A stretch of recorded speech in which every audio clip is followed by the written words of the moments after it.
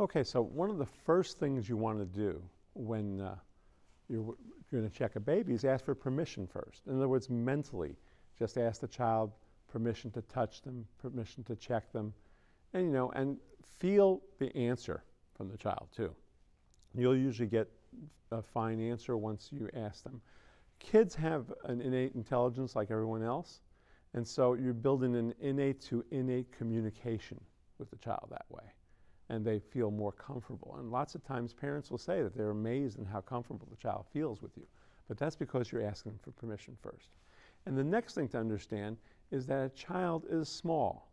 You are large, okay? To a child, you seem like a giant, okay? So when you approach a child for the first time, don't approach them, what they feel. Well, I've seen a lot of chiropractors doing what the child feels is that here comes this giant with their hands going for their neck, okay? And that's scary to a child. First time you approach a child, you should always approach the child palms up, okay? If you approach a child palms up, that's a submissive position. And the child, therefore, feels more comfortable with you. Just like if you approached a dog or a cat or an animal that you don't know or hadn't met before, you approach them palms up, a submissive position. They innately feel more comfortable with you coming toward them. Hold the child up here. So we want the mom to hold the child. The child is more comfortable in the mom's arms than any place else, okay? So with Blair being our mom here today, she's holding the baby and the child's comfortable in there. If you tried to pull the child away or put the child in other positions, they may not particularly like that, okay? So let the child be comfortable. The next thing I'm going to do with the child, we've approached the child palms up first and the whole thing. What we're going to do here is I'm going to do a little bit of posture analysis. And we're going to talk about this with a newborn right now. So we're going to have mom put the child on the table on the child's stomach, okay? Just right there, face down. There we go.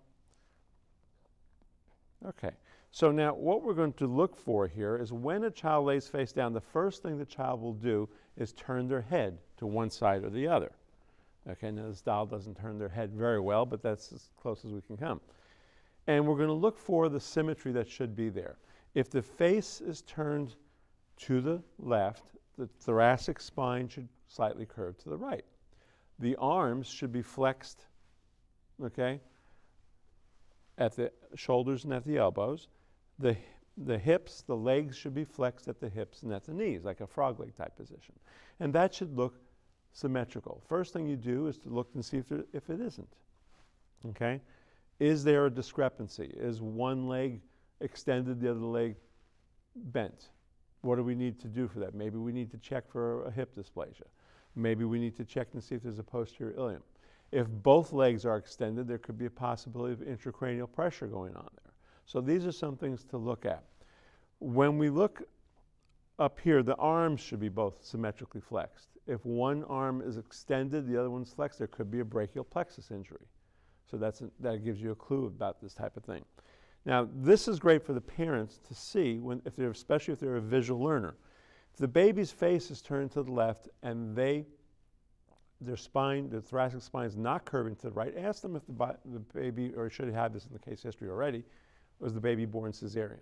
Because lots of times that can come up after a cesarean birth where the thoracic spine is not adapting with that because of a thoracic subluxation. Okay, but let's say it's fine. Then you take the baby's face and head and turn it the other way.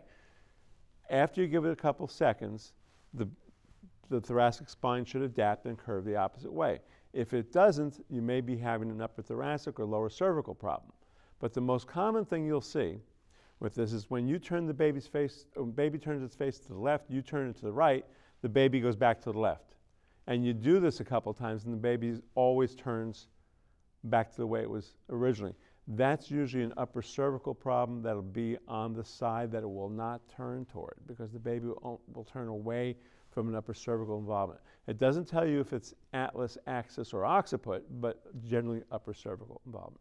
And then usually the mom or the dad, whoever's there, will say, oh my God, yes, my child always does seem to turn that way. In the car seat, they always seem to go to the right. Or, in the crib or whatever, in the seat chair, the chair at home. You know, always turning toward the right, this type of thing. And then they'll notice that to be more of an indication of a problem with that. Okay?